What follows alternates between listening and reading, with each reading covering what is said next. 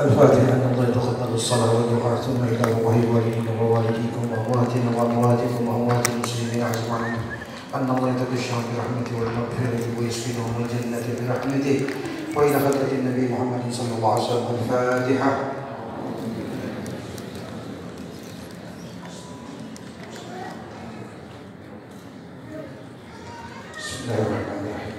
Assalamualaikum warahmatullahi wabarakatuh.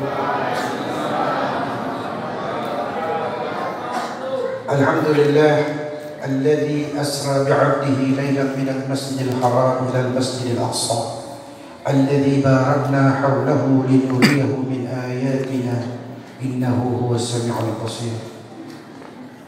Wassalatu wassalamu ala asyrafil anbiya wal mursalin Sayyidina Muhammad ibn Abdillah wa ala alihi wa sahbihi wa mawalah. Amma ba'd. Rabbi shrah li sadri wa yassir li amri wa hlul 'uqdatam min lisani yafqahu qawli. Rabbi saddid lisani wahdi qalbi bihaqqi Sayyidina Muhammadin sallallahu alaihi wasallam. Rabbi zidna ilman nafi'an warzuqna fahman wasi'an. Allahumma rzuqna fahman nabi wa hifdzal mursalin wa ilhamal malaikatil muqarrabin. Dusturakum ya ahlal darb ya ahlal batin ya ahlal tauba wa ya ahlal nur bi jahi wa bi barakatil awliya wa syuhada was salihin. Yang saya hormati Bapak Imam Masjid Istiqlal, Ketua Badan Ta'amil, Bapak Imam Masjid Diponegoro, Ketua Badan Ta'amil, Bapak Imam Masjid Hijratus Salam, Ketua Badan Ta'amil yang kita muliakan bersama, Ketua Majelis Ulama Indonesia Minahasa Utara, Bapak Ustaz Suhartono Tilamohu yang sudah memberikan sambutan tadi. Kita mendoakan semua beliau-beliau ini diberi umur yang panjang oleh Allah Subhanahu wa taala. Allah memberikan mereka kesehatan, keafiatan, rahmat dan berkah hingga mereka tetap bisa mengabdi dan berkhidmat kepada umat dan agamanya. Amin. Doa yang sama juga buat semua yang hadir. Insya Allah hal serupa juga diberikan Allah kepada kita semua. Amin ya Rabbal Alamin. Ustaz Akbar Mamusi sebagai pimpinan para pemuda Islam yang dari dulu saya kagumi, Ustaz Akbar Mamusi, himmahnya itu luar biasa. Tapi kita masih bersyukur masih ada mereka-mereka yang muda-muda ini. Tadi sempat saya bilang sama Ustaz Akbar, kalau dulu masjid ramai dengan orang-orang tua, yang muda-muda hilang.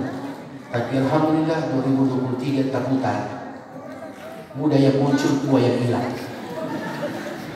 Saya kurang tahu apa DP hadis salah dengar atau ayat yang salah baca. Tapi apapun itu dan bagaimanapun itu, tetap kita menghargai setiap yang datang ke masjid pasti ada niat dan tujuan yang baik.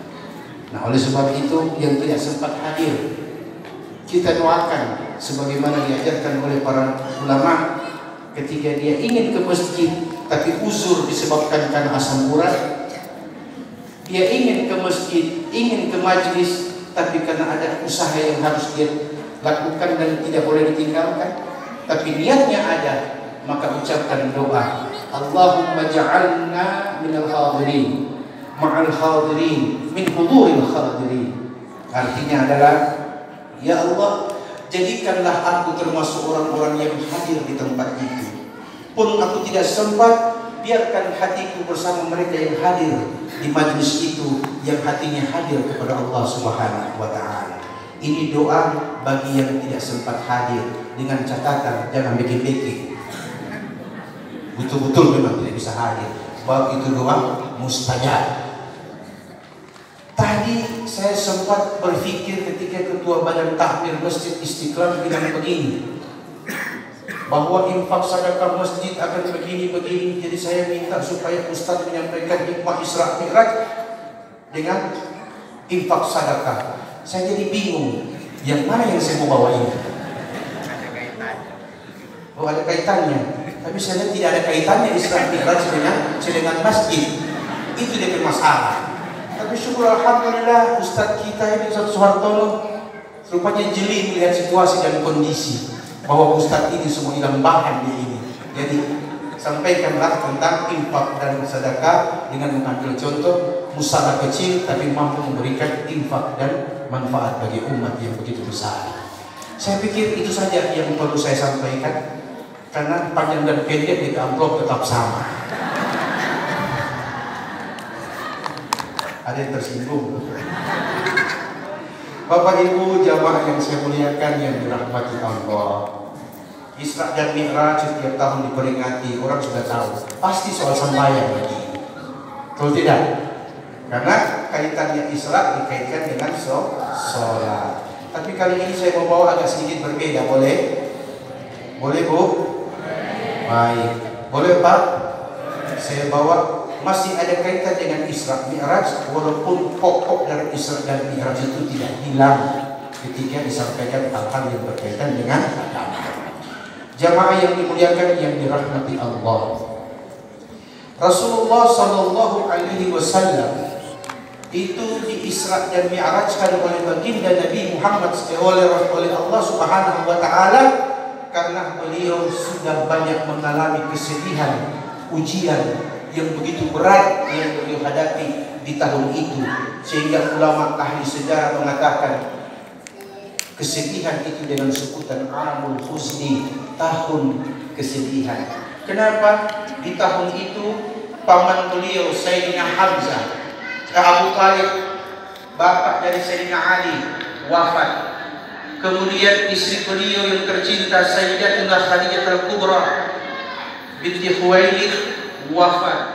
Dua orang inilah yang paling banyak membantu Rasulullah SAW ketika penduduk kota Makkah memboikot, menzalimi, kemudian menyiksa pengikut-pengikut umat Islam yang kala itu masih sedikit. Kesedihan inilah yang membuat Allah tahu apa yang dirasakan oleh nabinya, maka Allah angkat Rasul dari Masjid Haram ke Masjid Aqsa. Kemudian Allah mi'rajkan beliau ke Sidratil Muntaha ila Rafiqil A'la. Apa maksudnya? Maksudnya adalah supaya engkau wahai Nabi jangan sedih bila engkau melihat ujian yang datang kepada engkau. Selama ini kau sandarkan bantuan kepada istrimu Khadijah, selama ini kau sandarkan keselamatanmu kepada Abu Talib. Aku ambil sandaran-sandaranmu itu, biarkan aku Allahus Samad tempat engkau bersandar, maka akan kubuktikan sandaranmu itu kokoh. Allah mi'rajkan Nabi Muhammad SAW.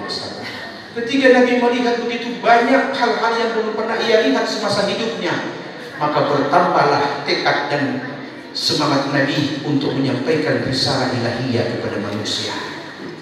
Ini yang dimaksud Isra dan Mi'raj. Kemudian setelah itu Allah mengatakan, jangan hanya engkau melihat kekuasaan Allah saja, tapi bagaimana umatmu juga merasakan kekuasaan Allah, bagaimana umatmu merasakan kehebatan Allah.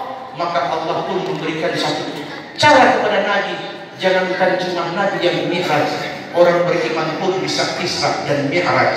Caranya bagaimana? Allah katakan, perintahkan umatmu untuk menjaga sholat 5 waktu. Dengan menjaga sholat 5 waktu, Nabi Muhammad SAW mengatakan, as-salatu mi'rajul mu'minin. Sholat itu mi'rajnya orang beriman. Hanya orang yang sholat bisa merasakan kehadiran Allah. Hanya orang yang menjaga ibadah yang bisa merasakan kekuasaan Allah. Dan mereka yang tidak sholat, mereka galau, gelisah, dan tidak punya sandaran hidup yang jelas. Tapi kalau orang sholat, tenang hatinya. Ala bizikrillah watma'innul qulub. Ketahuilah, dengan mengingat Allah hatimu menjadi tenang. Ada doi banyak, dia syukur. Berkurang uang, dia masih sabar. Tidak punya uang, dia jaga, jangan sampai hak orang yang dia ambil.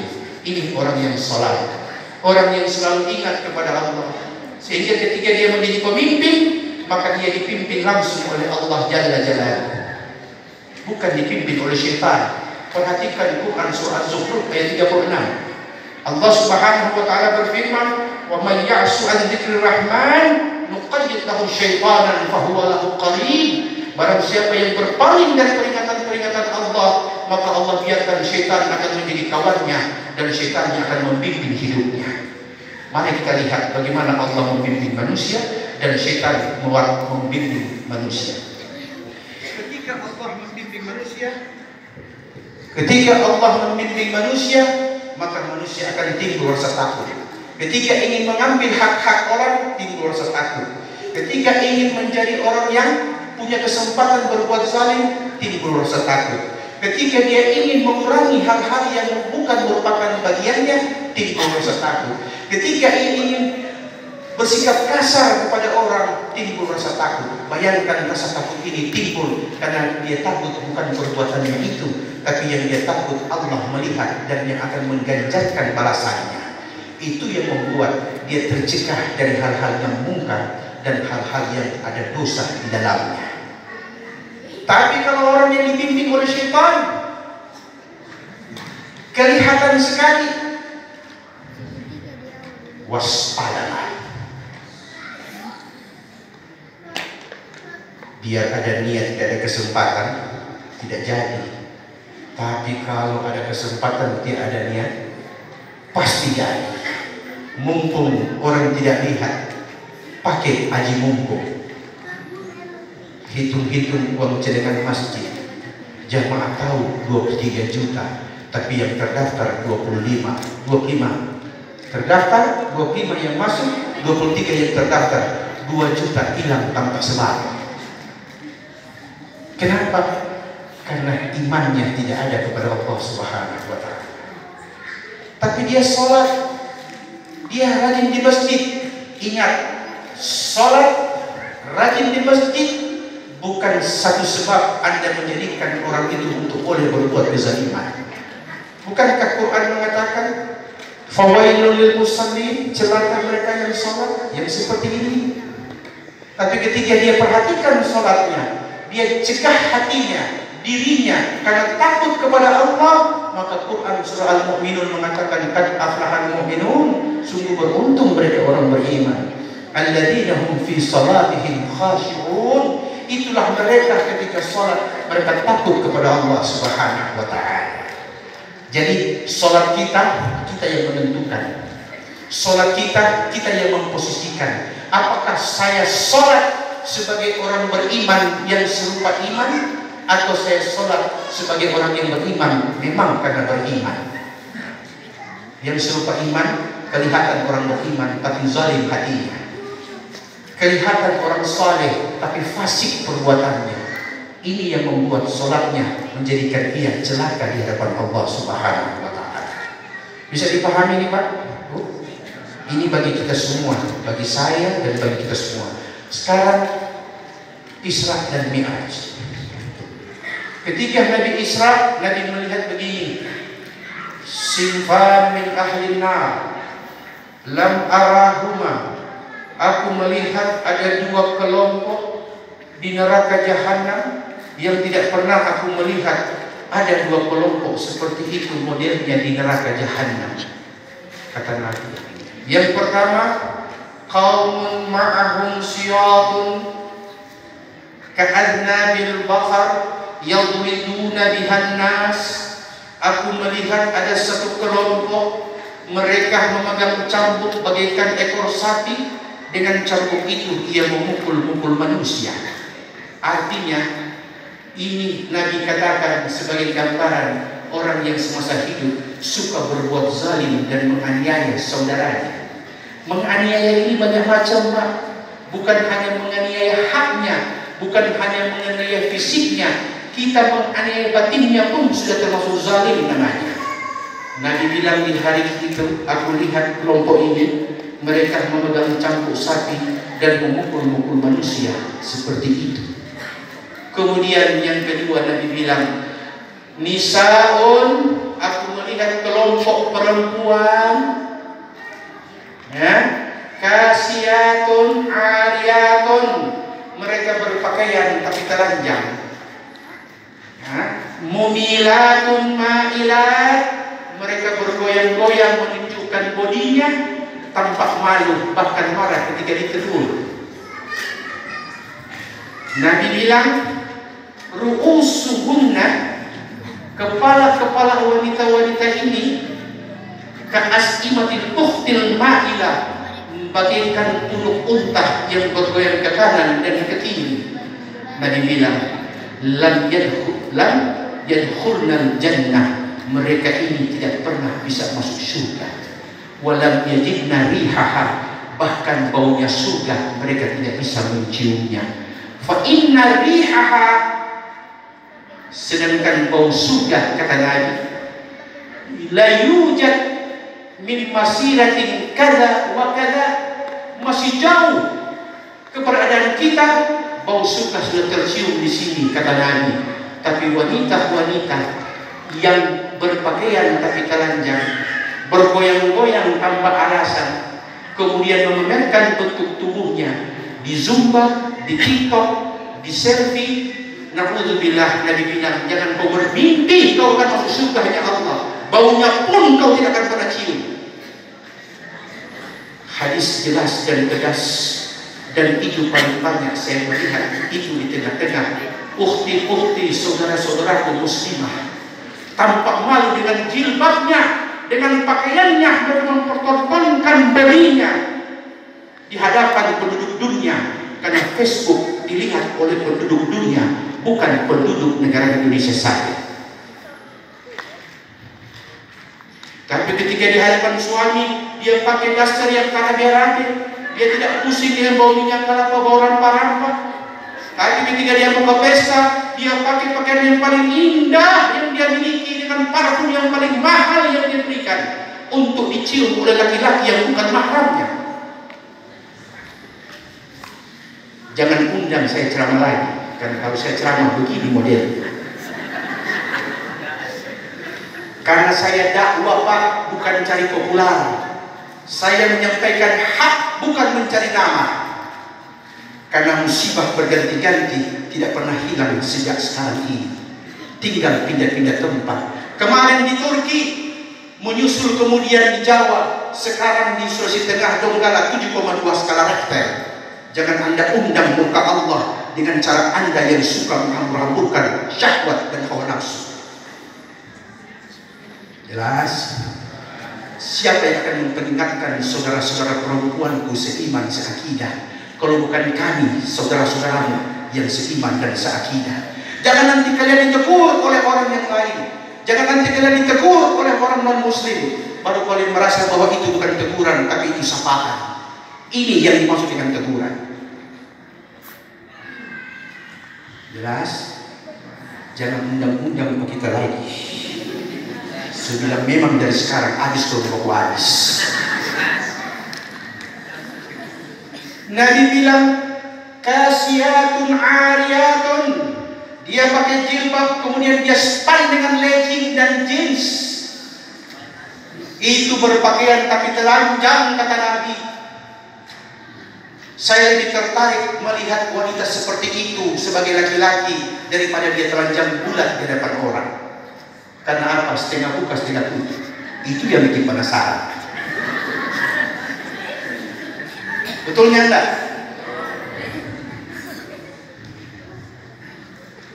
Saya ingatkan kepada ibu-ibu, Anda harus belajar agama, bukan belajar menjadi anggota majelis taklim. Karena sekarang ini majelis taklim sudah lari dari tujuannya. Walaupun tidak semua, tapi kebanyakan majelis taklim sudah disalahmanfaatkan oleh orang-orang yang ingin katanya bermajelis. Mari kita dengar sabda Nabi Muhammad sallallahu alaihi wasallam. Sayakunu fi akhir zaman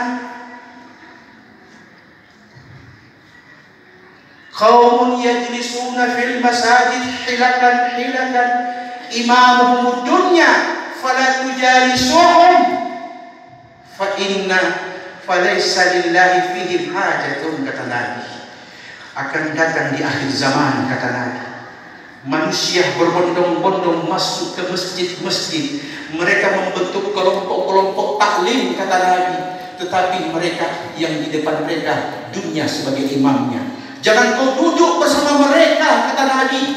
Kenapa? Karena ketika mereka masuk di masjid membentuk majelis taklim, dunia yang dia bawa, dunia yang dia bicarakan.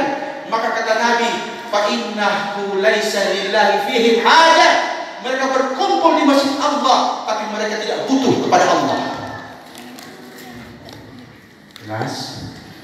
Majlis taklim bicara arisan, majlis taklim bersaing seragam, majlis taklim bersaing pakaian. Kalau tidak barang emas dipertontonkan di majlis taklim, imam mereka adalah dunia, kata Nabi. Jangan undang lagi kita kali ini. Saya tidak butuh populer, saya tidak butuh nama. Yang saya takut ketika saya tahu ditanya Allah, kenapa kau tidak sampaikan itu kepada saudara-saudara? Hanya karena kau takut tidak diundang lagi. Rezekimu Allah yang jamin, bukan mereka. Karena dakwah bukan tempat mencari kehidupan, dakwah untuk membimbing diri sendiri dan orang lain supaya sama-sama masuk ke surganya Allah. Majlis taklim sudah kehilangan ruhnya. Mereka bukan belajar agama. Bendahara bilang kalau mau undang ustaz, kau berapa mau kasih, duit dari mana mau ambil. Kalau mau dibeli itu pakaian seragam dengan jutaan, kau tidak pernah rugi. Tapi untuk dakwah kalian rugi. Na'udzubillah tsumma na'udzubillah min dzalik. Maka jangan heran azab datang silih berganti pindah-pindah tempat, tidak pernah hilang dari muka bumi ini. Jelas? Ustaz jangan nafsu, kita jangan nafsu. Mau nafsu apa? Cuma takut jangan sampai itu azab datang, hei Ustaz yang menimpa.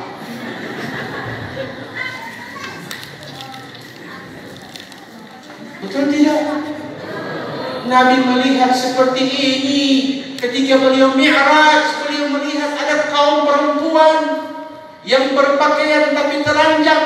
Bahkan Nabi bilang mumilat, ma'ilat. Bukan hanya bodinya yang dia tampakkan, tapi pun dia goyangkan bodinya di hadapan laki-laki yang bukan mahramnya dan bukan suaminya.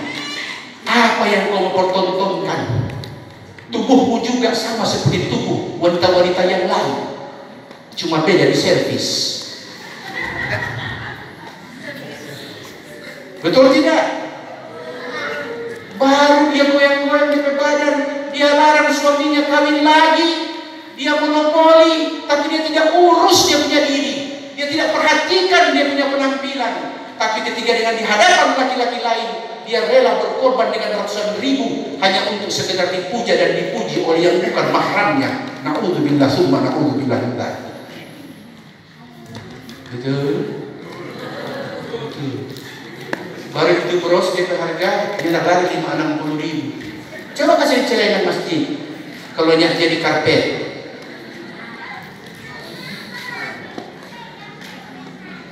Satu. Yang kedua, Nabi mengatakan, la yanzurullahu ila imra'atin. Allah tidak akan pernah memandang seorang istri la tashkuru li zawjiha, yang tidak pernah pandai berterima kasih kepada suaminya, wa hiya la tastaghni anhu, dan dia tidak pernah merasa cukup dengan nafkah yang diberikan suaminya. Allah tidak akan pandang dia di yaumul mahsyar. Jangankan masuk ke surganya Allah, memandang pun Allah tidak mau perempuan seperti ini. Dan itu paling banyak di anggota majlis taklim. Undang pulang Pak kita. Habis kalau mau habis. Aku pakai itu. Pak, kenapa orang membeli seragam cuma ini doi? Na'udzubillah tsumma na'udzubillah. Kau tidak sadar itu suami pertaruhkan nyawa untuk mencari 1.000-2.000 perak, dan engkau tidak menghargai itu dia. Nabi bilang Allah tidak memandang wanita seperti ini, tidak pandai berterima kasih kepada apa yang diberikan suaminya, bahkan tidak pernah merasa cukup dengan apa yang dia dapati dari tangan suaminya. Dua. Tunggu bapak-bapak tenang, baru ibu-ibu. Ada mau ibunya lagi. Seberapa ibu? Dua. Yang ketiga. Nah, ini yang bagus. Ini yang bagus. Nabi bilang dalam sabdanya, "Idza shallatil mar'ah khamsa wa shamat syahraha wa hafizat farjaha wa ata'at zawjaha qila laha udkhuliyal jannah min ayyi abwabil jannah syi'ti. Bila seorang wanita dia salat 5 waktu, Nabi yang katakan, bukan Mahmud Qasim, Nabi Muhammad sallallahu alaihi wasallam, hadis riwayat Imam Muslim. Bila seorang wanita salat 5 waktu, dia berpuasa dengan baik di bulan Ramadan, dia menjaga kehormatannya dirinya, kemudian dia taat kepada suaminya, di yaumil mahsyar kata Nabi, qila laha, ada yang berkata atas perintah Allah, bilang kepada wanita tadi itu, udkhulil jannah, masuklah engkau ke dalam surga, min ayyi abwabil jannati, dari pintu mana saja yang kau mau, syi'ti, silahkan. Bu, surga itu kata Quran laha sab'atul abwab, terdapat 7 pintu. Dan surga yang paling tinggi Jannatul Ilyin, surganya para nabi dan syuhada. Ibu diberi kebebasan untuk memilih pintu surga mana yang ibu mau, hanya karena alasan salatnya baik, puasanya bagus, kehormatannya terpelihara, taat kepada suami. Allah berikan dia kemudahan memilih pintu surga mana yang dia mau.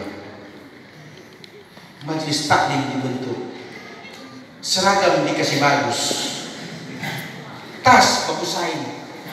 Ibu-ibu coba kira kalau di majlis taklim itu tas bentar dibuka dulu begini, tas yang 200, 1 juta, 2 juta dibuka begini, kalau DP atau begini, DP semen 300.000, DP alis-alis ini sampai tadi ke sini dia tarik. Allah melaknat kata Nabi wanita yang mentato alisnya dan mencukur bulu alisnya. Allah laknat. Siapa suruh melibatkan di sini? Baru mau diterima ini. Mau cuma tahu kita baik-baik kan? Boleh berhenti Bu? Kurang yakin saya dengan ucapan seperti itu. Artinya begini, pakaian ibu yang sekarang sudah bagus, sudah menggambarkan muslimah. Jangan pakaiannya muslimah, akhlaknya tidak menunjukkan muslimah. Saya tidak mengatakan tas mahal, pakaian mahal itu salah. Tidak ibu, jangan salah paham. Yang saya mau bukan hanya barangnya yang mahal, akhlaknya juga mahal terlihat oleh siapapun. Itu baru muslimah saleh. Itu baru umatnya Nabi Muhammad sallallahu alaihi wasallam. Itu baru hambanya ibadullah salihin, hamba Allah yang saleh. Jangan kau pertontonkan kelebihanmu di hadapan orang banyak, tapi engkau hina di hadapan Nabi dan di hadapan Allah. Allahumma a'udzubika min dzalik ya Allah. Itu salah satu asbab Anda mengundang berkah langit turun ke bumi. Bukankah Quran mengatakan, "Wa ma asabakum min musibatin fa bima kasabat aydikum wa ya'fu an katsir." Dan tidak satupun musibah yang datang kepada kalian wahai manusia, itu hanya karena disebabkan ulah-ulah kalian lah, sehingga Allah terlalu banyak memaafkan kalian. Bayangkan Bu, musibah datang berkaitan dengan TikTok, berkaitan dengan Zumba. Ustaz, orang kan cuma Zumba kan dengan perempuan, instrukturnya perempuan, pesertanya perempuan, di ruangan tertutup. Ibu, yang suka perempuan bukan hanya laki-laki, ada perempuan suka wanita, LGBT namanya.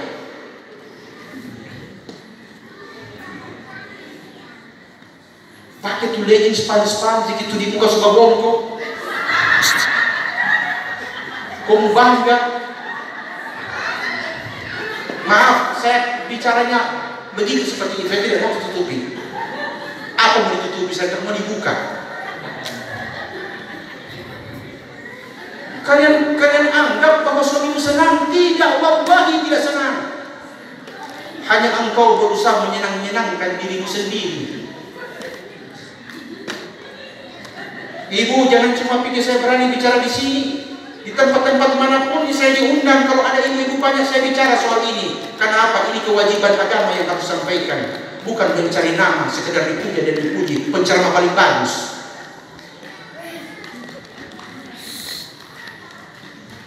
Susah kita dibalaskan.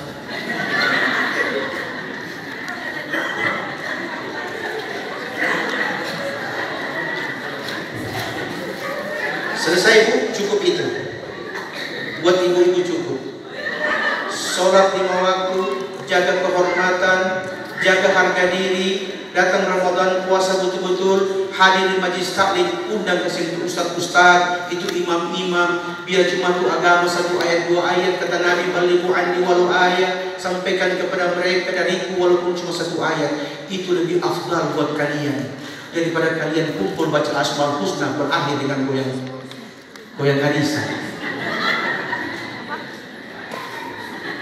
Ibu, terakhir 3. Ini arisan-arisan di masjid ini 3. Ustaz, tolong bukan di masjid, cuma di say.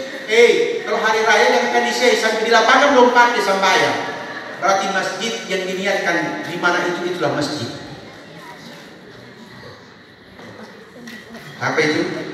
Nabi bilang, man sami'a rajulan yanshudu dhalla fil masjid falyaqul la raddaha Allah alaih fa innal masajid lam tubna lihada, kata Nabi.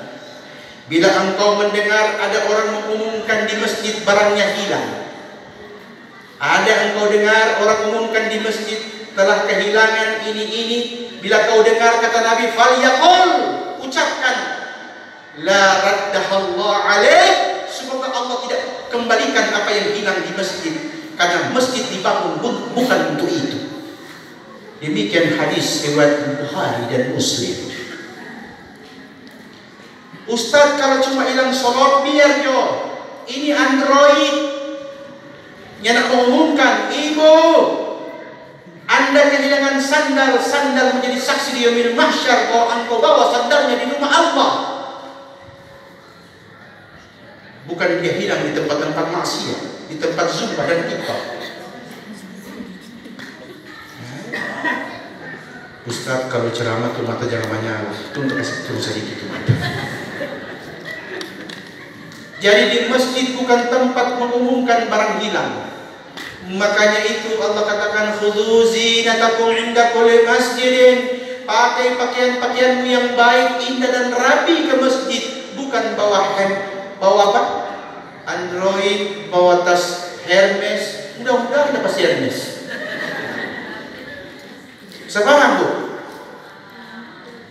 Ini di belakang saya ada Ibu Haja Widawati Haraha. Boleh ini seorang wanita yang dikenal di Kota Bitung. Sengaja saya undang beliau hadir. Maaf Bu Haja, saya bukan mau puji-puji Pak Ibu Haja. Beliau ini menyumbang setiap masjid di Kota Bitung kurang lebih 100 lebih masjid, setiap masjid 1 ekor sapi ketika datang bulan Ramadan, datang Idul Adha. Dari uang pribadinya. Kalau datang bulan Ramadan, berpuluh-puluh ton itu beras dikasih ke masjid. Datang majelis taklim dengan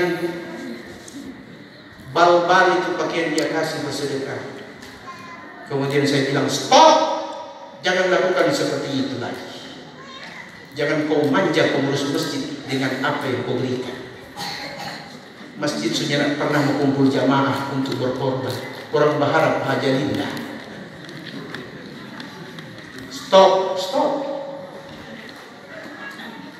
Karena saya tidak pusing mau orang kaya, orang miskin sama. Agama tidak ada bilang kaya dan miskin. Kalau kebenaran sampaikan. Tidak usah takut diundang undang. Kan cuma itu soalan lagi. Mohon maaf Pak Imam. Setelah buat Pak Ustaz, bentuk sampai engkau ini kita tahu orang. Tapi yang pasti dan yang jelas, umat akhir zaman, tanda-tanda akhir zaman sudah banyak muncul Ibu. Sudah banyak muncul. Salah satu di antaranya kata Nabi, hadis riwayat Bukhari wa Muslim, sampai hadis ini memiliki tingkatan muttafaqun alaih, disepakati oleh Imam Bukhari dan disepakati oleh Imam Muslim. Begini hadisnya. Innallaha la yaqbidul ilma intiza'an. Sesungguhnya Allah tidak akan mencabut ilmu agama dari muka bumi di akhir zaman dengan sekali cabut min ibadi, dari hamba-hambanya. Walakin yaqbidul ilma biqabdil ulama. Tapi Allah mencabut ilmu agama ini dengan mulai mematikan satu demi satu ulama-ulama. Dan sekarang sudah terbukti ulama-ulama yang berilmu yang saleh dipanggil Allah satu-satu. Dan subhanallah, ketika ada seorang ulama meninggal hari ini, tidak akan kita dapati pengganti yang sama seperti itu lagi. Allah ambil ilmu agama dengan mematikan ulama-ulama yang saleh tadi, yang alim. Kemudian apa kata Nabi? Ketika itu lam yuka aliman, akan kau dapat suatu masa di tempatmu tidak ada lagi orang berilmu agama. Ketika itu terjadi, kata Nabi, ittahadan nas ru'asa juhala, manusia mulai mengangkat pemimpin-pemimpin agama tanpa ilmu. Fasu'ilu, pemimpin-pemimpin agama tanpa ilmu ini dimintai fatwa oleh umatnya.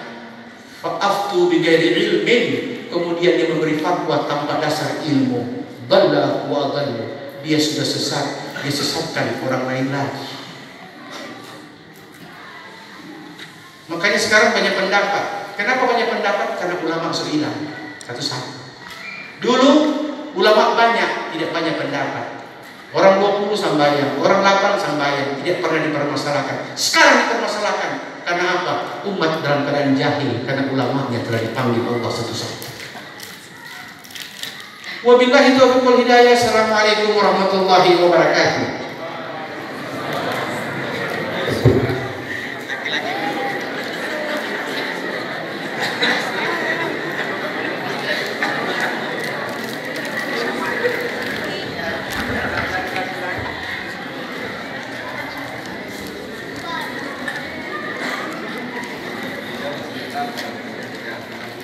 Kepada Ustaz diucapkan